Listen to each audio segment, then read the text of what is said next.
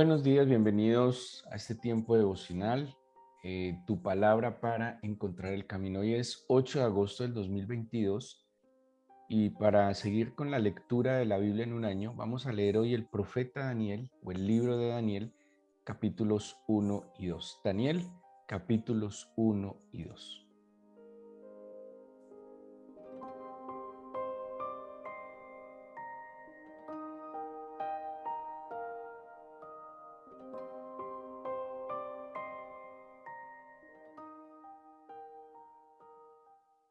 Bueno, hoy el relato cronológico que estamos haciendo de la Biblia o que estamos siguiendo de la Biblia nos lleva al momento de la historia de Daniel. Daniel, como hemos mencionado en otras oportunidades, en el canon hebreo no se considera un escrito dentro de los profetas por seguramente la profesión de Daniel. Daniel no era, pues no tenía una función tan marcada como los otros mencionados. Em, pues tenía una característica, aparentemente, por lo menos hacía parte del gobierno, que es lo que vamos a ver a continuación. Recordemos que cuando Nabucodonosor, rey de Babilonia, inicia o vence más bien al imperio asirio, pues ya se convierte en una amenaza más contundente para el pueblo de Judá, eh, porque además está dentro del plan y el propósito del Señor y lo que había profetizado y había advertido el Señor a través de Isaías, Miqueas y en este momento de Jeremías. Jeremías entonces ya advierte claramente cosas tan contundentes como que iba a venir Babilonia específicamente. También advierte que iban a ser cautivos durante 70 años, que esa es una advertencia clara que hace Jeremías como dentro del propósito que el Señor tiene con castigar, disciplinar y corregir a su pueblo. Y Jeremías en el capítulo 25, que lo debimos haber leído el fin de semana, advierte que después de los 70 años Judá volverá a la tierra y que incluso pues Babilonia iba a ser castigado. Y, y le recuerdo entonces que hubo tres tiempos de deportación. En el 605 antes de nuestra era viene Nabucodonosor, sitia a Judá, Jerusalén, no la invade todavía, solo la sitia, pero hubo una primera deportación con el rey Joacim, que es lo que quisiera que leyéramos en este momento del libro de Daniel. Daniel, vuelvo y les digo, está como dentro, una parte, por lo menos estos dos primeros capítulos, dentro de la narración que nos da tanto el profeta Jeremías como el libro de Reyes y el segundo libro de Reyes y el segundo libro de Crónicas. Dice Daniel 1:1, en el año tercero del reinado de Joacim, rey de Judá, vino Nabucodonosor, rey de Babilonia, a Jerusalén y la sitió. Y el Señor entregó en sus manos a Joacim, rey de Judá, y parte de los utensilios de la casa de Dios, y los trajo a tierra de Sinar, a la casa de su Dios, y colocó los utensilios en la casa del tesoro de su Dios. Entonces aquí vemos cómo dentro de la historia o narración que estamos leyendo del el libro del profeta Jeremías, y que también hemos visto de manera paralela al segundo libro de Reyes y algunos textos del segundo libro de Crónicas, aparece Daniel. Daniel entonces es deportado aproximadamente en el 605 con este primer grupo de deportados, donde también nos menciona la Biblia que en estas dos primeras deportaciones, sobre todo, Babilonia se lleva las personas más capacitadas que tenía el reino de Judá. ¿Con qué propósito? Con el propósito de entrenarlos, con el propósito de pues servirse de sus capacidades, de sus talentos y de su potencial. Y en este primera deportación, por lo menos lo que nos deja ver el libro de Daniel, dice que el rey llama a Aspenaz, que era jefe de eunucos, que trajese de los hijos de Israel del linaje real de los príncipes, muchachos en quienes no hubiese tacha alguna, de buen parecer, enseñados en toda sabiduría, sabios en ciencia y de buen entendimiento e idóneos para estar en la casa del rey. Bueno, acordémonos que Babilonia es un instrumento de castigo. Babilonia no es que fuera un instrumento de bendición para el pueblo de Israel de ninguna manera, era un instrumento de castigo. Solo que a través de la aflicción y el castigo, pues también el Señor esperaría que el pueblo se arrepintiese, volviera su corazón al Señor y corrigiere sus malos caminos, que es la advertencia que viene haciendo el Señor a través del profeta Jeremías de mejorar, dice así, mejorar los caminos y mejorar las obras. Y, pero sin duda alguna no podríamos decir que Babilonia era un pueblo y que sus reyes eran hombres sujetos a la voluntad del Señor. Cada uno tenía sus intereses y dentro de sus intereses quería expandirse, crecer, tener más poder. Y veían en los pueblos que dominaban, pues tomar los mejores talentos para hacerlos servir para su reino. Y aquí tenemos entonces que el jefe de los eunucos, de aquí muchos comentaristas creen entonces que Daniel y sus amigos eran eunucos porque pues van a estar bajo la dirección del jefe de los eunucos. Entonces muchos creen y mencionan que Daniel seguramente era un eunuco. Bueno, la Biblia no da mayor información sobre el tema.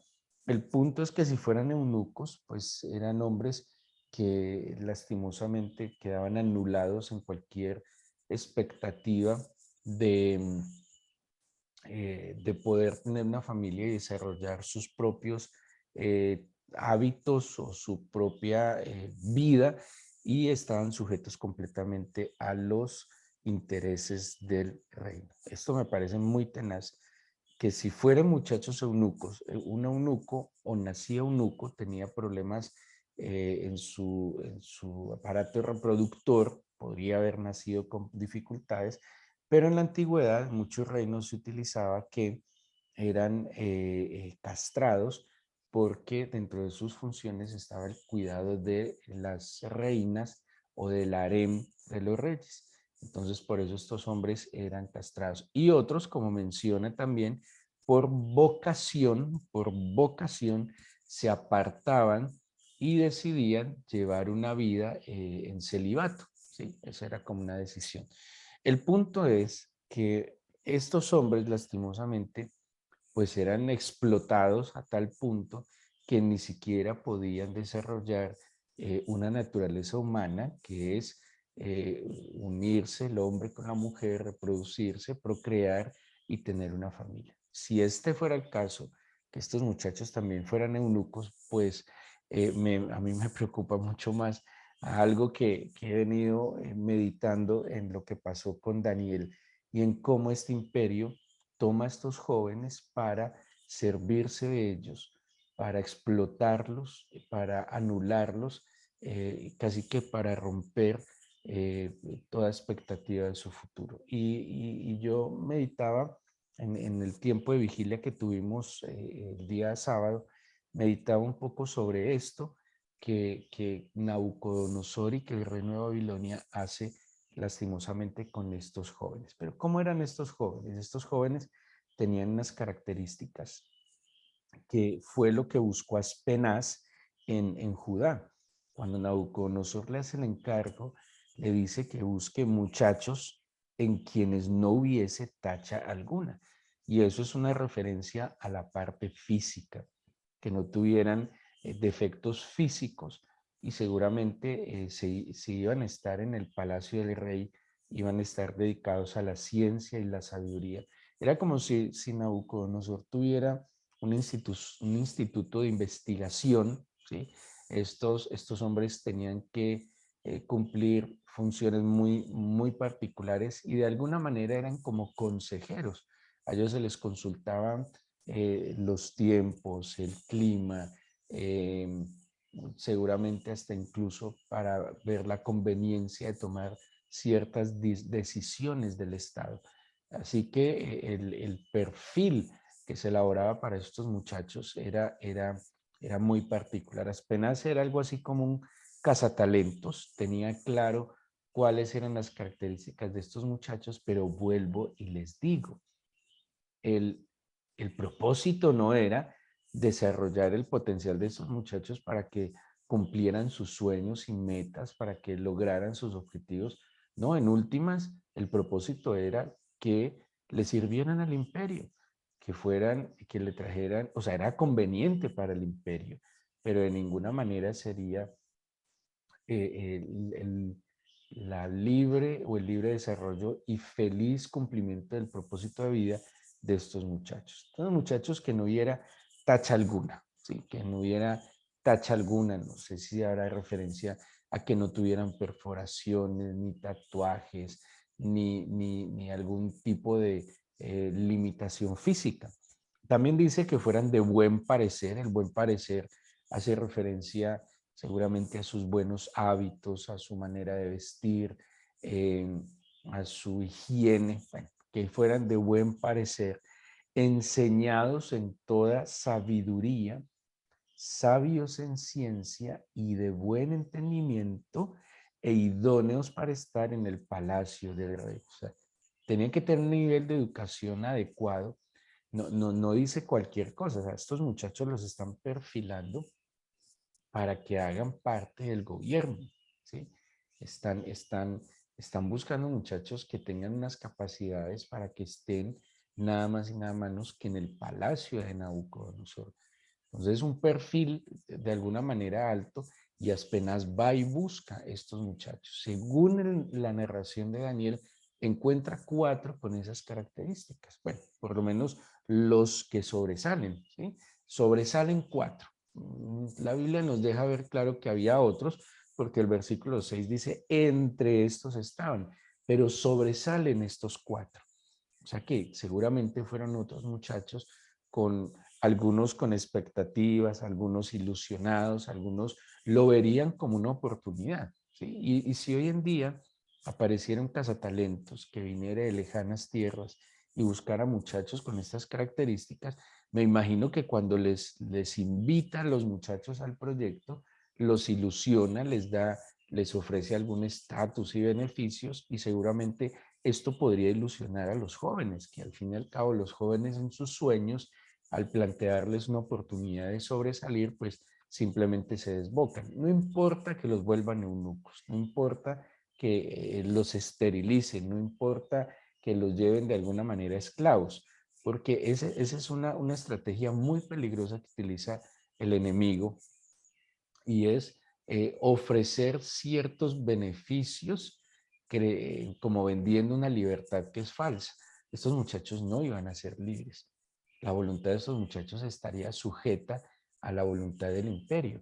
Estos muchachos no iban a poder hacer lo que les diera, los que les viniera según su voluntad. Es más adelante vamos a ver que cuando hicieron algo contrario, unos fueron echados al horno de fuego y en el caso de Daniel fue echado al foso de los leones.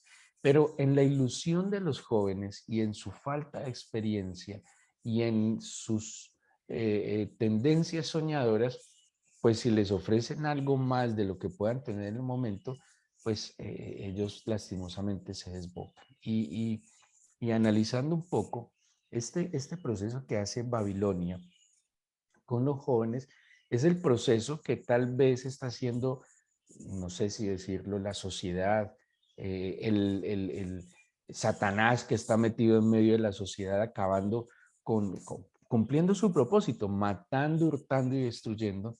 Y obviamente al matar, hurtar y destruir las generaciones venideras, con eso está logrando destruir la humanidad. Y hay muchos actores en este mundo que entran como instrumentos de Satanás para matar, hurtar y destruir, para acabar con las generaciones venideras. Claro, ahí está. si no hay generaciones venideras que se paren firmes, que sean temerosos del Señor, pues obviamente el propósito del enemigo se está cumpliendo. Así que el plan era que estos muchachos fueran adoctrinados y que fueran esclavizados para los propósitos del imperio. Pues lo digo, engañosamente tal vez les hacían creer que era para los propósitos o para su desarrollo personal, el cumplimiento de sus metas, que alcance sus objetivos. Esto es muy tenaz porque este sistema en el que nosotros estamos acá está abocando a los muchachos a esto.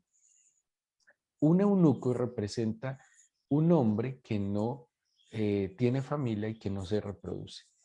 Y el sistema que nos rodea hoy está llevando a los muchachos a que no tengan familia, a los muchachos a que cada vez estén más aislados, más solos, que prefieran una mascota, que prefieran estar solos y ahora toda esta tendencia con las inclinaciones, podríamos decir, no sé si decirlo, inclinaciones sexuales, que hasta un joven puede decir que está enamorado de un objeto, no sé, un cuadro, un florero, una mesa, una silla, y esto es real, ¿sí? Incluso hay en el tema de la identidad sexual, eh, hoy en día los jóvenes, bueno, hay una cantidad incluso de conceptos respecto a eso. Hay jóvenes que se creen animales y entonces en esa identidad que se llaman identidad sexual, pues depende de lo que le guste, esa es su identidad sexual y si se enamora de un vaso, pues el vaso es su compañero. Es una cosa muy tenaz que ya para la gente le parece muy normal, pues muy tranquilo, muy común y muy normal y simplemente la juventud se está esterilizando con ideas locas, porque la juventud ya no quiere casarse, ya no quiere cortejar el hombre a la mujer o la mujer al hombre, ya no hay esa expectativa de que enamorémonos, crezcamos, conozcámonos, desarrollemos un proyecto de vida, casémonos, tengamos hijos, prosperemos, ¿no? Eso para nada. Entre más solos, mejor, entre más aislados, mejor. Algo así como lo que estaba haciendo Babilonia con estos muchachos. Pero miren además lo que hace Babilonia con estos muchachos. Dice el mismo versículo 4 que les enseñase las letras y la lengua de los caldeos, y le señaló él la porción para cada día de la provisión de la comida del rey y del vino que él bebía, y que los criase 3 años para que al fin de ellos se presentasen delante del rey Nabucodonosor. Y además de esto, entonces, más adelante en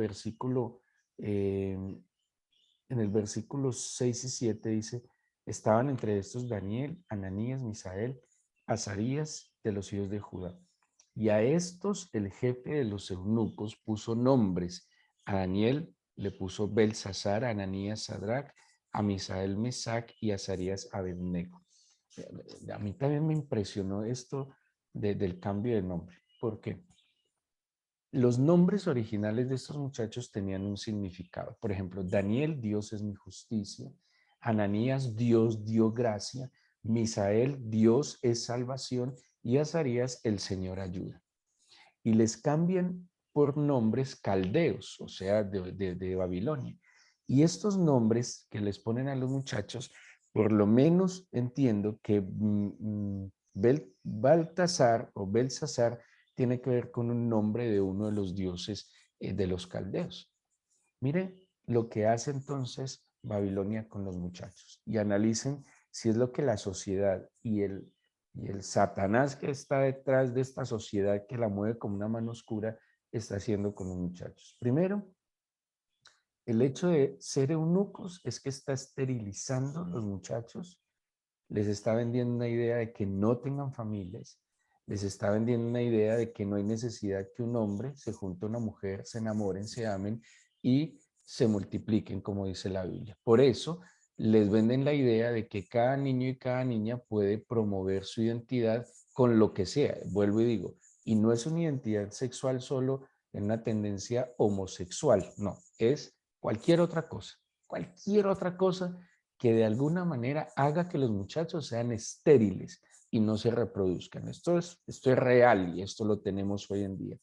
Segundo, cuando en este proceso de adoctrinamiento dice que les enseñen las letras de los caldeos. ¿Sí? Empiezan a instruirlos con el conocimiento de los caldeos, ideas, ¿sí? Ideas, no sé, progresistas, modernas, miramos hacia adelante, lenguajes. Luego viene el lenguaje de los caldeos. Y hay una jerga que se está metiendo en la sociedad que es muy delicada, que empieza a atravesar el alma y el corazón de las personas, ¿sí? Y es una lengua que ni se entiende. Miren, el tema del lenguaje inclusivo es que la gente cree que ser inclusivo en la vida es tener un lenguaje inclusivo, un lenguaje que ni se entiende, que quiebra los dientes. Si hablamos de inclusivo, el Señor Jesús fue incluyente en el sentido que Él amó al pecador, aborrecía el pecado, pero amó al pecador y que nunca rechazó a un pecador que reconocía su necesidad. El Señor nunca le volvió la espalda a los marginados de la sociedad del tiempo de Él. Si hablamos de incluyente, ¿saben qué es el lenguaje incluyente? El lenguaje incluyente no es decir él y ella, nosotros y nosotras. Lenguaje incluyente es el lenguaje del amor, que es el lenguaje del Señor Jesús. Eso sí es un lenguaje incluyente. Pero Babilonia, a propósito, Babel es confusión. Y estamos en el tiempo de Babilonia, un tiempo de confusión. Y se nos está metiendo el lenguaje de la confusión. Un lenguaje que, vuelvo y digo, que tal vez ni se entiende, pero se repite. Repetimos como loritos mojados, un lenguaje que ni entendemos, que está calando el corazón de los muchachos que los está trastornando.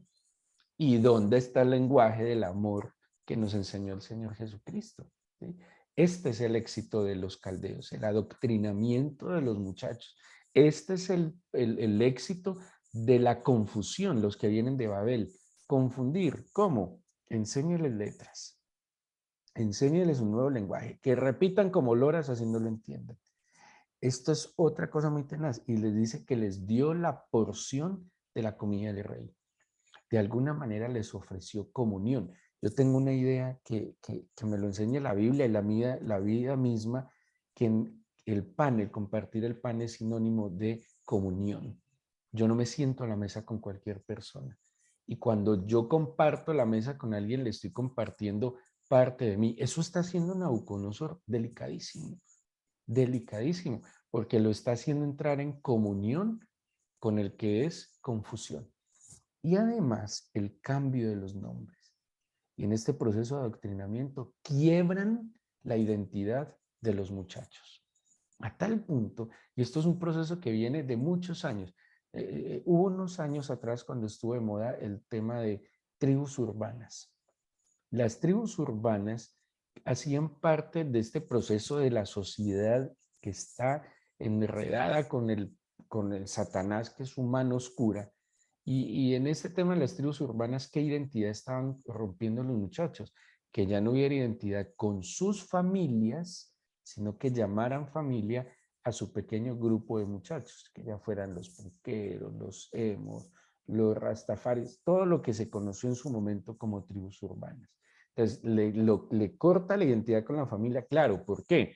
Porque el papá y la mamá no estaban, porque el papá era un maltratador, porque la mamá los abandonaba, porque papá y mamá se fueron para otro país a buscar dinero y dejan a los pobres muchachos con los abuelos o con los tíos. Y en esa soledad, en ese abandono que experimentan los muchachos, pues un grupo X les ofrece, entre comillas, lo que es una familia y ahí sí que pierden la identidad, ¿sí? Y aquí cuando los caldeos les cambian el nombre, ahí sí el propósito es como raer, cortar de toda raíz, desde toda raíz, la identidad que estos muchachos traían como pueblo del Señor. Lo más tenaz y es admirable y lo que trae esperanza para nosotros es que estos muchachos, a pesar de pretender meterlos en comunión con el rey de Babilonia, a pesar de que empezaron a enseñarles las lenguas y las letras caldeas, y a pesar de que les cambiaron el nombre, Estos 4 muchachos nunca perdieron su identidad. Y aquí tuvo que haber habido una formación desde sus casas muy importantes, que a pesar de haber sido cortados de sus casas, tal vez podemos pensar fueron esterilizados para cumplir estos propósitos. Estos muchachos no perdieron la identidad y estos muchachos se mantuvieron firmes. Y es más, estos jóvenes fueron exitosos no porque se comieran el cuento de los babilonios de gobernar, sino porque fue el Señor el que los guardó, los amparó, los protegió para cumplir sus propósitos de bendición. Así que es muy, muy, muy fuerte lo que nos enseña Daniel, ilustrándolo con nuestro presente, porque ese papel de Babilonia, Babel, confusión, y ese proceso de adoctrinamiento que está haciendo pues el rey de Babilonia es muy similar a lo que nuestra juventud hoy está padeciendo. Y lo más delicado es que tal vez nosotros como padres cristianos no lo estamos viendo venir. No estamos advirtiendo el peligro en el que están nuestros muchachos. No es normal en el lenguaje de los muchachos que digan, no me quiero casar, me quiero quedar solo. No es normal que los muchachos solo quieran conseguir dinero, ni siquiera estudiar y prepararse, porque el dinero lo da tener una red social que le dé una rentabilidad. No es normal. No es normal que los muchachos hablen un lenguaje que ni entienden, se quiebran los dientes y no lo entienden. Y nosotros como padres estamos, quién sabe, con la mente y el corazón donde y no estamos advirtiendo el plan gestado, organizado y planeado del enemigo de matar, hurtar y destruir, con una estrategia muy fuerte y acabando el futuro con los jóvenes, porque los jóvenes son los que dirigirán nuestras ciudades el día de mañana. Oremos, oremos y pidámosle al Señor que nos dirija y nos ilumine en todo. Amado, definitivamente en lo que hemos venido estudiando de Jeremías hubo un gran problema, Señor, en el pueblo.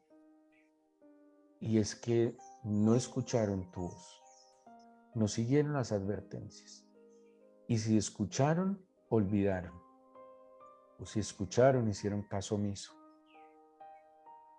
Y tú no quieres la destrucción, Señor, ni del ser humano ni siquiera. Y yo te pido hoy, Señor, yo te pido como servidor tuyo, que despiertes el corazón de los padres de estas generaciones. Primero de los creyentes, Señor, de aquellos que se supone que invocan tu nombre, que van a tu palabra, Señor. Yo te pido que salves a nuestra juventud y es necesario que los padres nos despertemos, Señor, que tomemos las herramientas espirituales poderosas que tú nos has dado y que afirmemos nuestros hijos con el lenguaje que tú nos enseñaste, que es el amor. No otra cosa inventada y rara que ni muchos entienden y hasta atropellan el idioma español, Señor, por eso. Es el lenguaje del amor lo que nos permite identificar. Es la presencia, es la compañía del Padre. Es la compañía de los padres, no que les den dinero, no que les suplan todos sus deseos. Señor, yo te pido hoy que tengas misericordia de los jóvenes, de los niños.